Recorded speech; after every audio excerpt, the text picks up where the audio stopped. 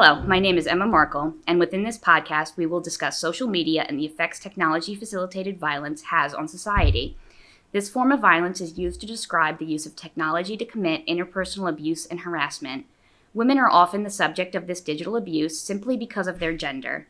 With the rise and advancement of technology and social media came a new opportunity to inflict harm and cruelty onto individuals and enable a new kind of gendered violence. So, just how does this violence present itself?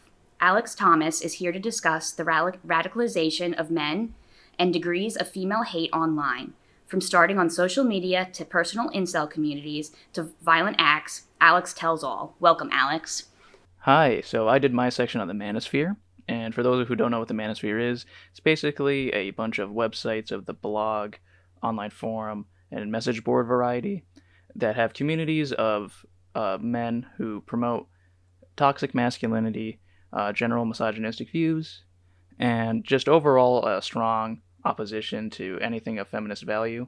The way I went about researching this topic was I found out, read a bunch of articles, did a bunch of research on how young men get pulled into these communities and how they do. And then I myself made a bunch of accounts on these websites and went a bit undercover.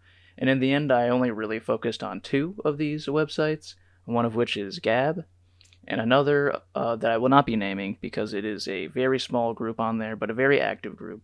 And I do not want to, put anything out there. Don't want people going watching this and targeting them. So from then, I will be talking about how these communities and these ideologies that are spread through the manosphere culminate in real-life violence against women through real-life examples. I am looking forward to hearing about this extreme violence that happens against women on online communities and how it turns itself into real-life violence. So we also have here Olivia Keogan. She is here to talk about just how women became this target of violence.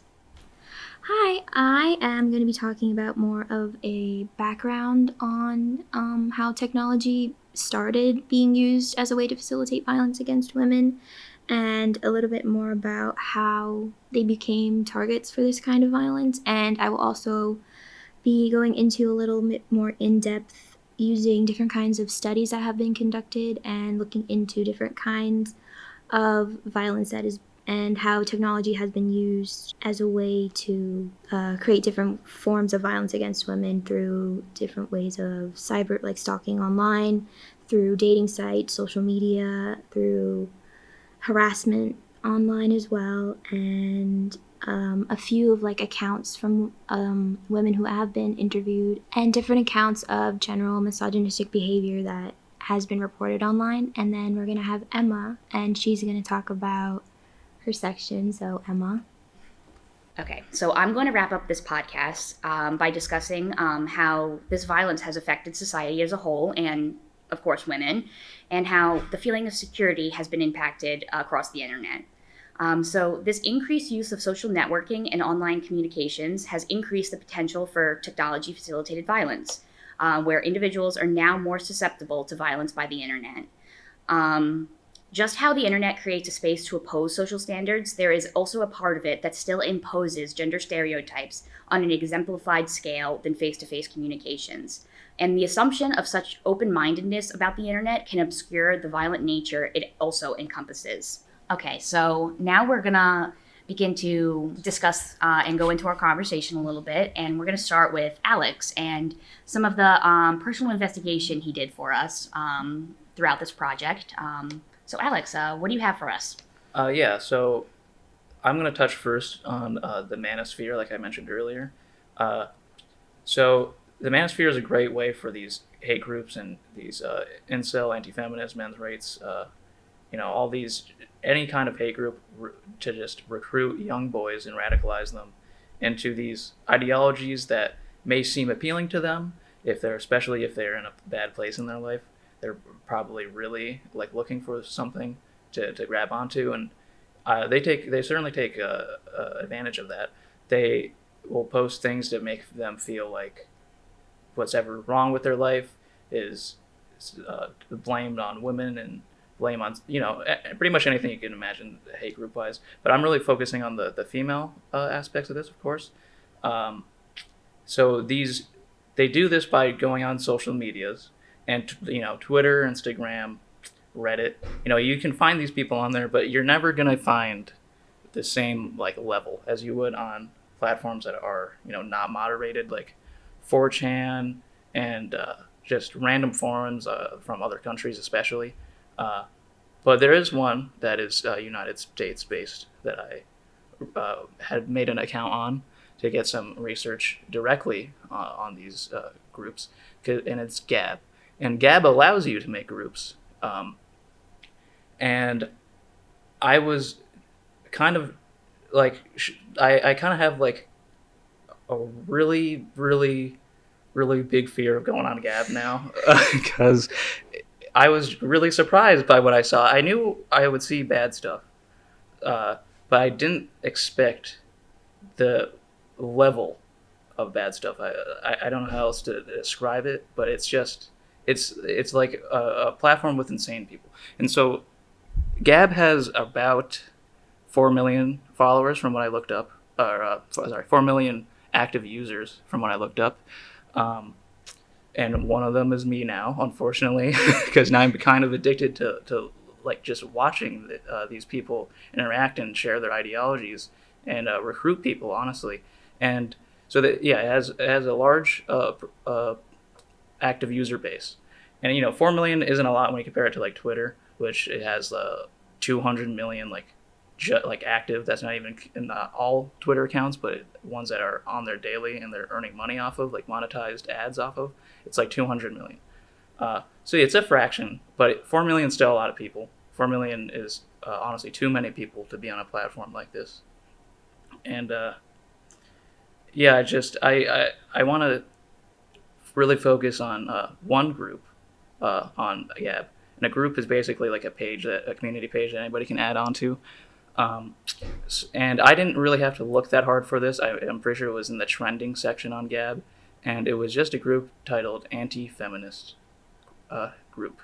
That's all it was called. And you could imagine the kind of things that they were talking about. You can imagine the kind of people that were in there. Of course, all males. And it was disgusting. I don't know. I thought, since Gab is a platform with 4 million people on it, that it would be a little more tame. But in comparison to the website I'm going to talk about later, that's much more personal, smaller community, it's like night and day. The people on Gab are fully, unironically, I mean, you can never really ironically use these words, but slurs, just derogatory terms for anybody that's not a white male. Yeah, do you have any questions so far? So yeah, I definitely want to know, so like, how easy was it for you to find this information? Like you said, you could literally just go on these social media platforms and just find information. But like, did you find information quickly on people wanting to commit violence against women? Oh yeah, that's what I was most shocked by. I thought it would have been like, I made an account on Gab because you can like preview Gab stuff, but to see like the whole timeline of pages, you have to make an account to like scroll all the way to the back. So I made an account and I was like, okay, I can make an account and maybe I can like post some stuff to see if people, I'll post some questions to see how people answer. I didn't have to. I really didn't have to. I never had a question that didn't get answered by somebody just outing themselves. And they put this stuff like on the front page. It's in the suggested, like, are you looking for this group? And the specific group, the anti-feminist one that I'm starting off with, has almost 1,000 followers. And I mean, they're public. You don't have to follow them so, I'm sure many people don't follow them and still go on there. And they are just posting videos of just plain violence against women, the usual, like, making fun of what you'd expect, like making fun of women for protesting and stuff, the things that you would expect. But the violence against women, the uncensored videos, and really the comments under each post, where you get like at least 20 to 30 people commenting under each post, just obscene things, and they're not like jokes, you know, because there's no punchlines, and like it's just like statements like, we should kill this person, we should hurt this person, and that's what surprised me about Gab, is because it's supposed to be a public platform. You can invest in this company, you know. The dude that runs Gab, his name I can't get off the top of my head. He when you make a Gab, you have to follow him. He is really, really proud of this user base, and I know Twitter recently got bought by Elon Musk or something, but to see him try to convince Elon Musk to buy Gab instead of Twitter, and I'm not going to get into the Elon Musk buying Gab thing, but he is a businessman. He is trying, and people are giving him attention. You know, Elon Musk didn't end up buying Gab, but he got a lot of people supported the idea for Elon Musk to buy Gab. So I'm saying it's shocking to have such a public company. And I'm sure, I don't know if you guys knew what Gab was before me talking about this. I have no idea. Yeah, I knew about it because Trump launched the Truth Social thing, which I tried to make an account on too. That is a nightmare to get on, and I just didn't think it was worth it, and it'll ask for my credit card, so I wasn't gonna go on that. But Gab was right next to it. I mean, it's really up there on the most downloaded apps on the App Store and the Google Play Store. That's good. So yeah. Is it like Parler? It is like Parler. Well, Parler is more like Facebook, I think. Okay. I didn't go on Parler because they didn't have an app, so I just didn't. I didn't go on it. I didn't want it tracking my computer for sure. But Gab is more like Twitter, I'd say, and less like Facebook, where it's more of just like a big feed of blocks of text. They have some interesting sections. They have a Gab.tv section, which is terrible also. So I didn't really find anything on there. It barely works. I mean, the whole website barely works. The amount of times I had to type in female for it and hit enter to actually get it to search was like 10, I think, to get anything to like register. So it's not well made, but 4 million active users, people will definitely use this to find groups. And there's a lot of people in these groups, and the anti-feminist group wasn't the only one I looked at. There was groups dedicated to hating specific types of women. There was one about women who date people of the other color, whether it be, and I say color and not race because it's like pale women dating tan men too is a problem with them. So that's what I mean. It's so specific now with these hate groups, and it's the same thing. And some of the members in that community or in that group on Gab are the same members that were in the other ones. So there's certainly a network, and they will post things to try to be like, hey, come join my group. So they're definitely recruiting, and it's mostly just men on there, and young men too. Gab, they put all this stuff on there, but there is famous people on this website too. There's political figures on this website. There's companies on this website that want to advertise. There is a Facebook marketplace kind of deal to it too. So people will go on there to shop. So you can get all these other people involved in these things, and then right next to it is all this misogynistic groups. And I'm sure there's people that are not looking for it and will get the group will pop up. Mm-hmm. So yeah, that's the major way I'd say that they are influencing, radicalizing young men into joining is websites like Gab, who really just take advantage of people with repressed anger and try to justify each other's anger and point it towards a certain direction. And in this case, in these groups, it's women. Yeah. So yeah. Okay, so sure, are we going to talk about? Yeah, so. Okay, so now let's go on and try to discuss just how these online communities, just how the violence that's online, how it can then be committed to real world violence, like assault or anything like that. Okay, yeah. So the other website links more to this, because while I do believe Gab and websites like Gab, these big public trading companies, will certainly get people in this network of hate. I think it's the smaller websites where you see the real problems come out, and the people that we see do commit these violent crimes are more active, or more, their signs are more there on these smaller websites. But as Gab was more, shocking for me, in the sense that I would saw things I never thought I'd see in my entire life on Gab. I expected to see those things on these smaller websites, but instead it was reversed. Gab had all the crazy shit. Excuse my language. Gab had all the crazy stuff, and the smaller website I went on that had a community about 20 active, I'd say. It said, like, whenever I went on, there was like 20 to 30 active members.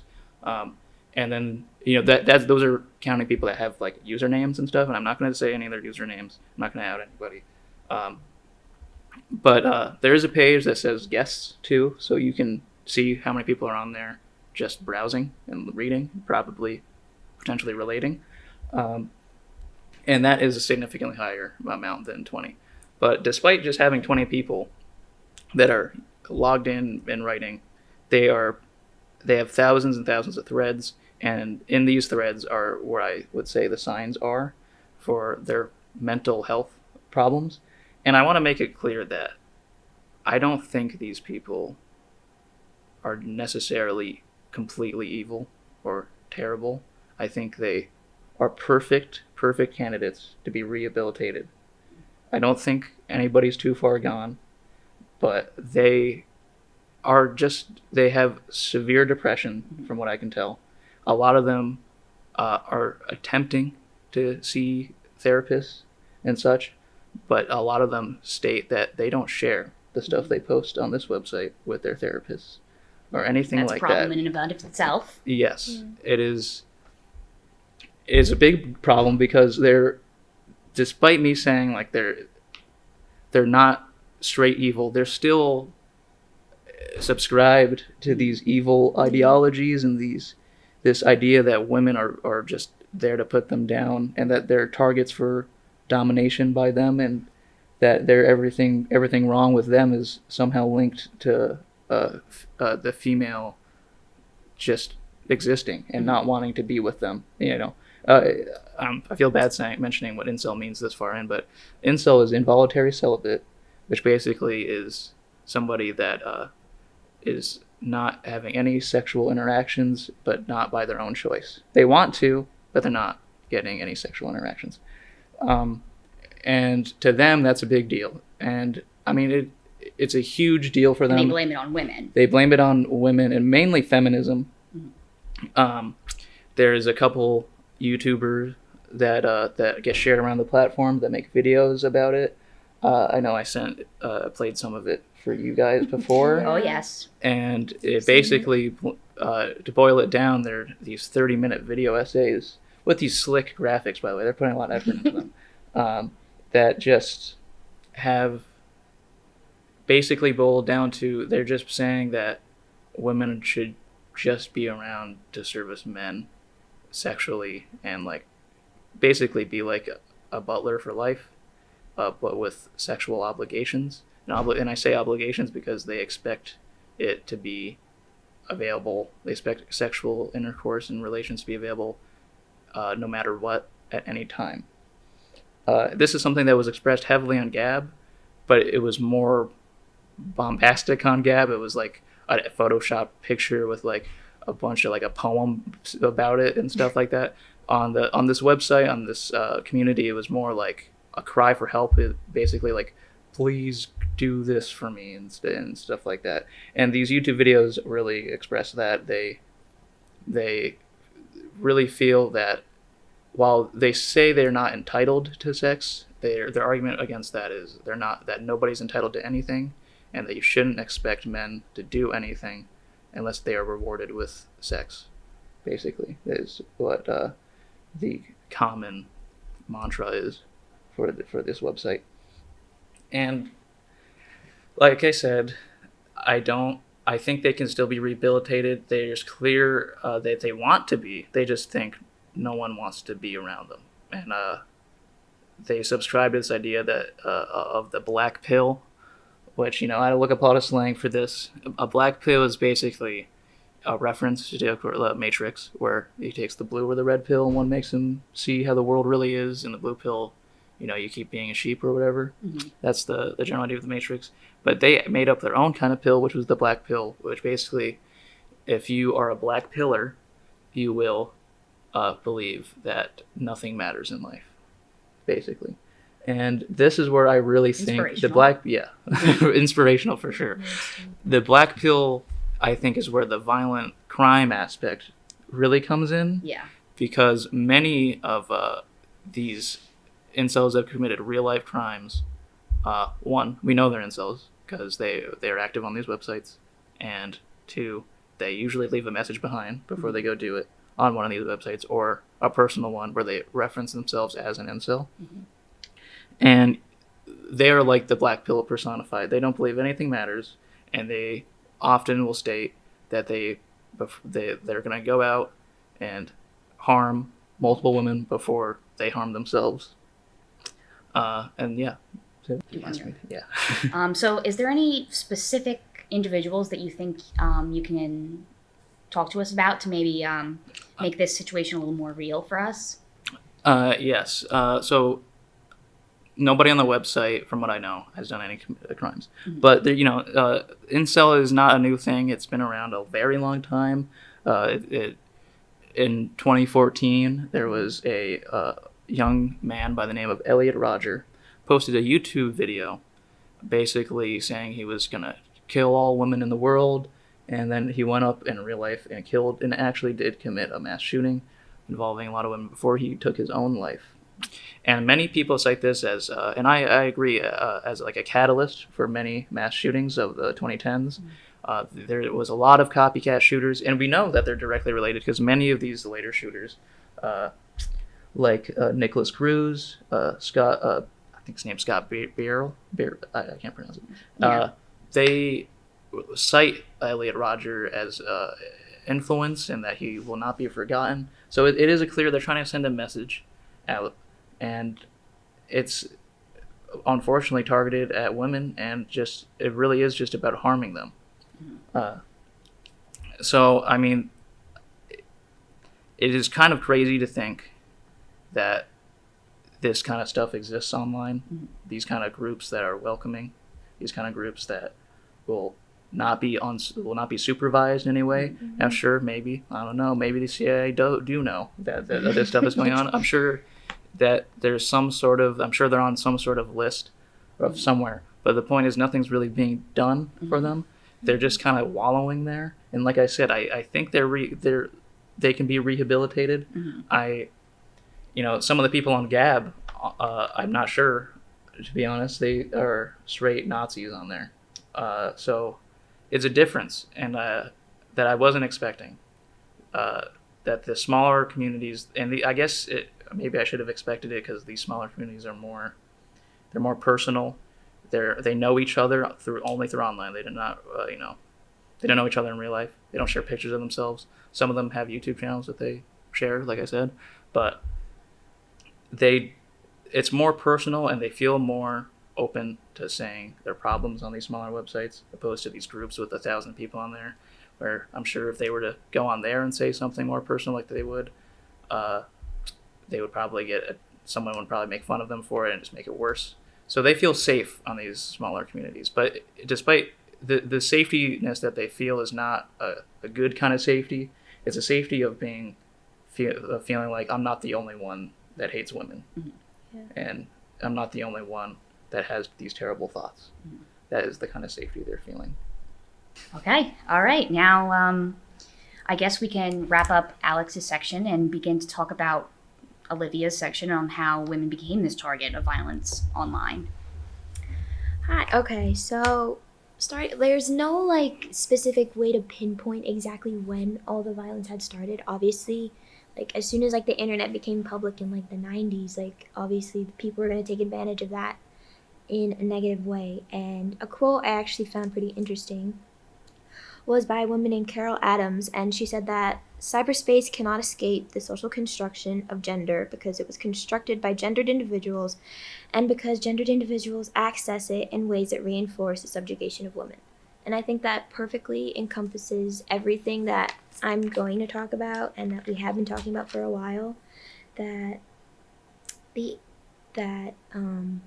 the internet was basically created by mostly men, and that they all had these like specific ideas and specific beliefs, and they somehow put that into like the internet that they created and stuff like that. So and also something I'd want to mention is also how there isn't a lot of specific evidence on how specific violence against women through technology had increased, because there's so many different terms for it and different ways that different people have tried to explain it and everything.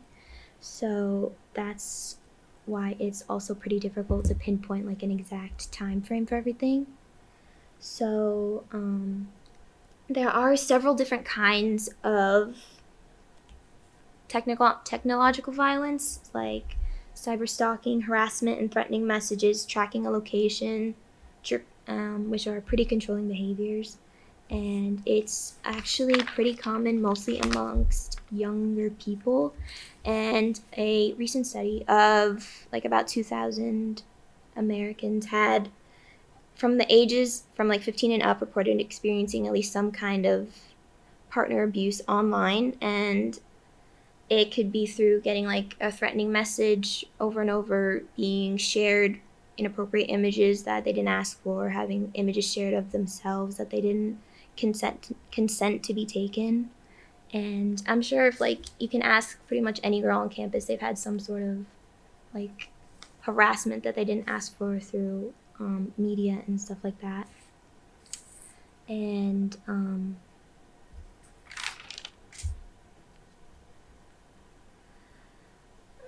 specifically for the cyber stalking, there had been a lot of women who have like shared their accounts of how their partners had been controlling them in certain aspects, and it didn't have to be face-to-face physical contact anymore. It got to the point where they would call their house all the time, ask where they were, track their locations to their phones and stuff like that. And that has a major impact on intimate partner violence. And the fact that it doesn't have to be like physical anymore makes it all the more like accessible, I hate to say. Like, it makes it so much easier for these women to be taken advantage of. And another technology facilitated way of like assaulting and taking advantage of is through dating sites. That happens all the time.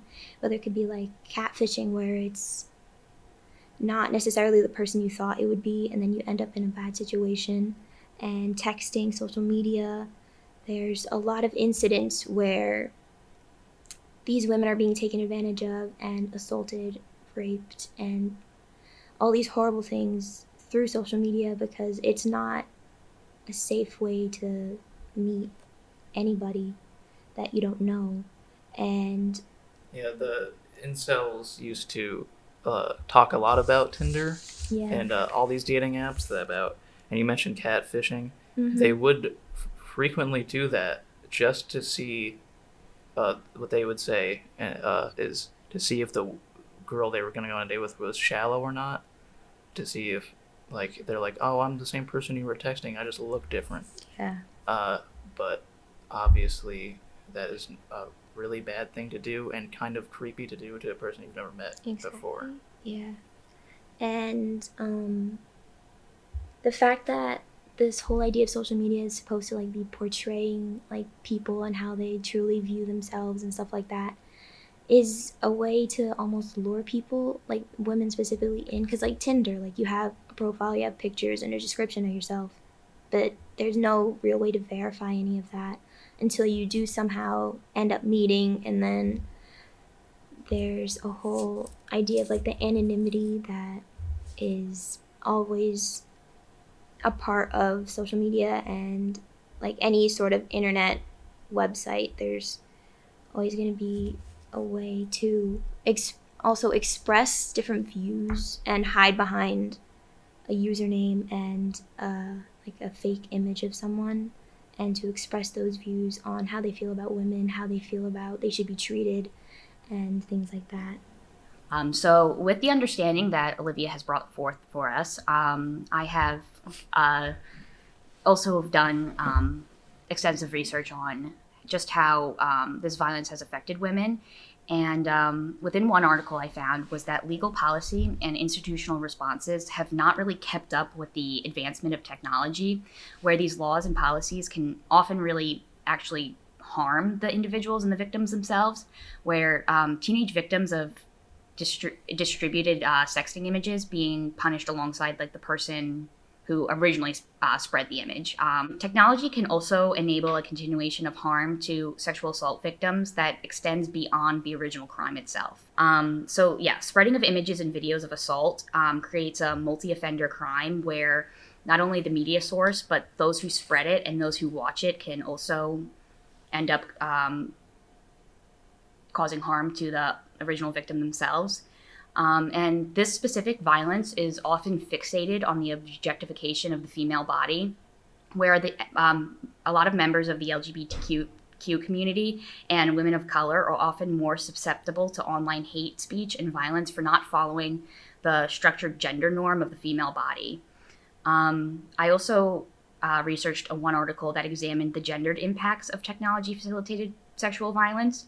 And this article, it brought forth the feminist perspective that has driven many studies that centers around two explanations for this violence and how it's being acted as a gendered harm. So women are disproportionately victims of technology-facilitated violence compared to men, first of all.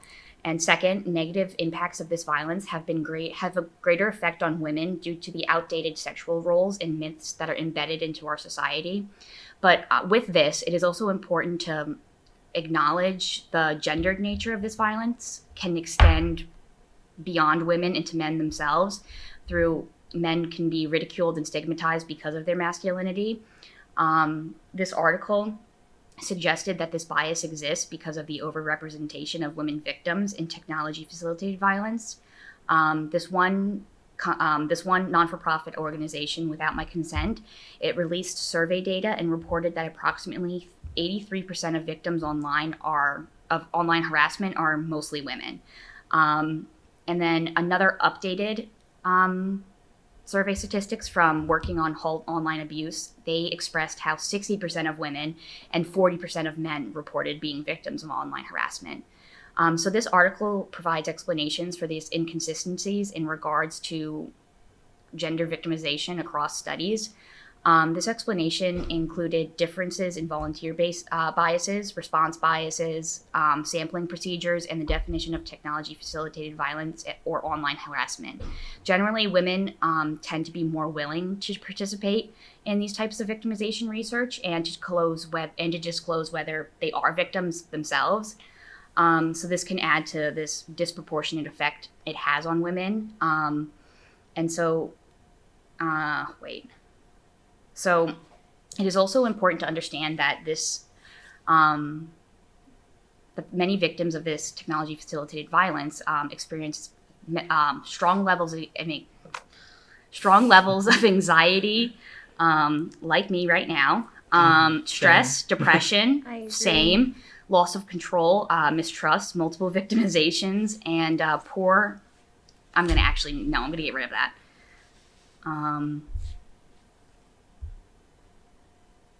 I'm actually start that over again.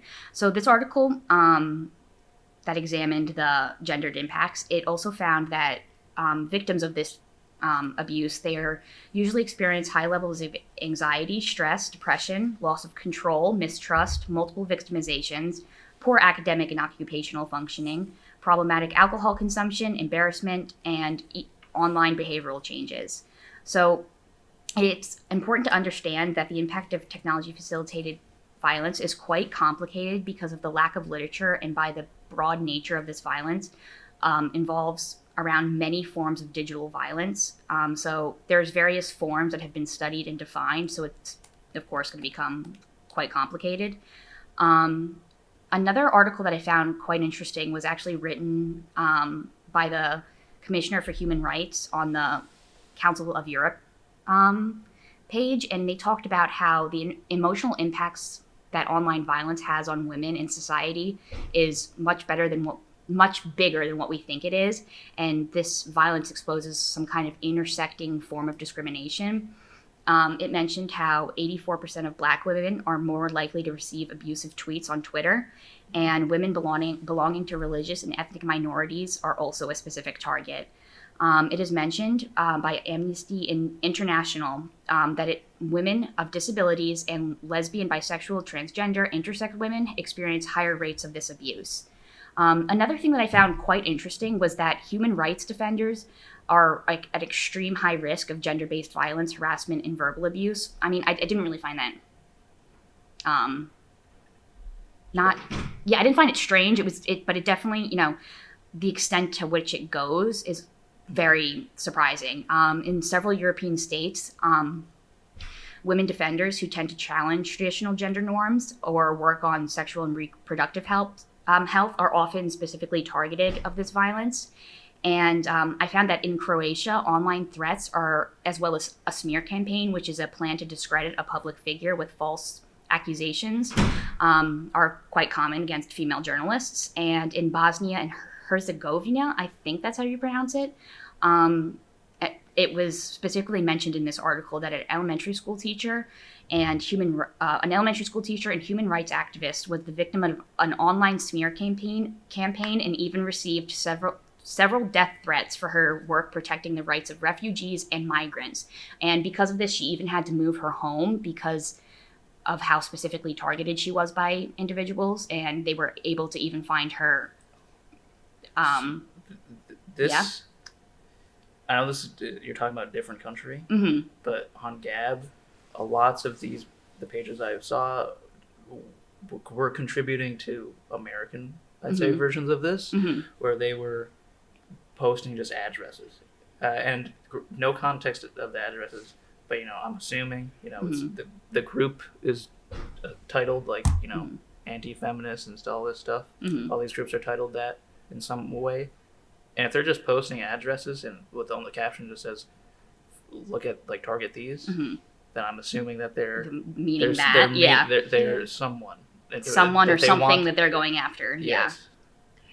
So that's the extent of what I really found and how much this impacts women. But I did find a Forbes article.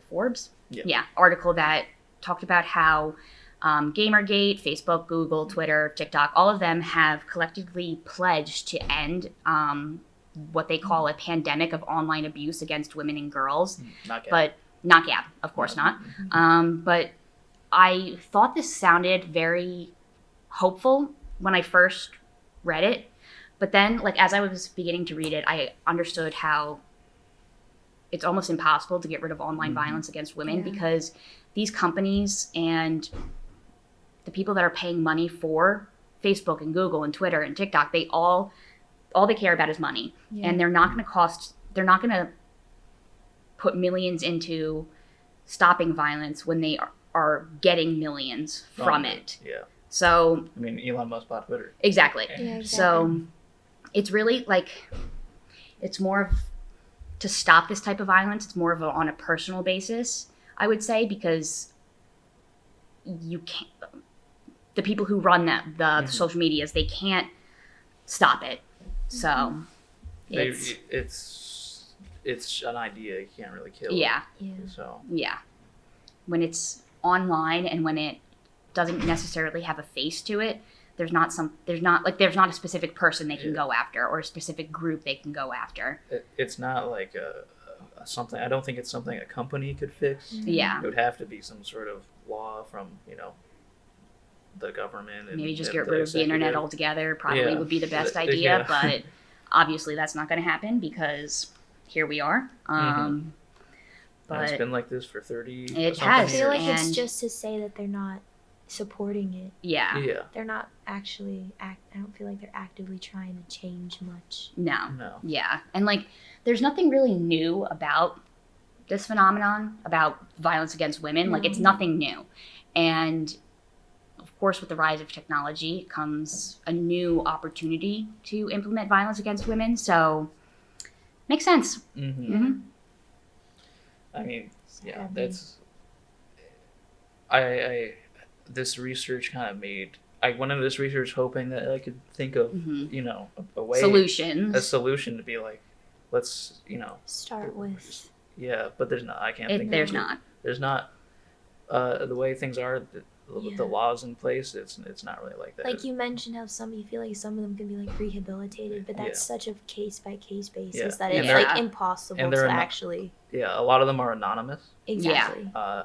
And it's one of those things where I think a lot of them seem open to rehabilitation. Mm-hmm. But the thing is, like, but they're not stopping publishing all this stuff, and Yeah. they're still like on these websites anyways. Yeah, and it's also just because they're saying they are, you could be like, well, here's somebody that can help you, and then they get scared. They think maybe it's a trick. They're very skeptical. There are a lot of conspiracy theory people kind of It's a lot of blend in. paranoia. Yeah.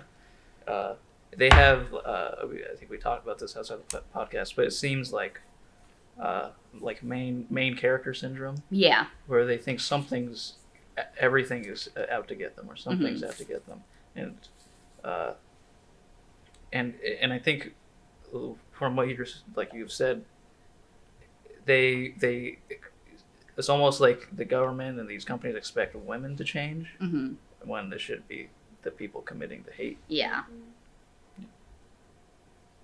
Because men just can't help it. Yeah. So I think that wraps our podcast up. I feel like we did a great job at defining what technology facilitated violence is, and just how it has impacted our society, and how it will continue to impact our society. Yeah. Unfortunately, obviously. Yeah, don't go on Gab. Don't go on Gab. Don't recommend. Don't recommend looking at that unless you really expect, you gotta be in a certain mindset. Mm-hmm. And I thought I was in the mindset, but I apparently wasn't in the mindset. But yeah. All right. Yeah. See you next time.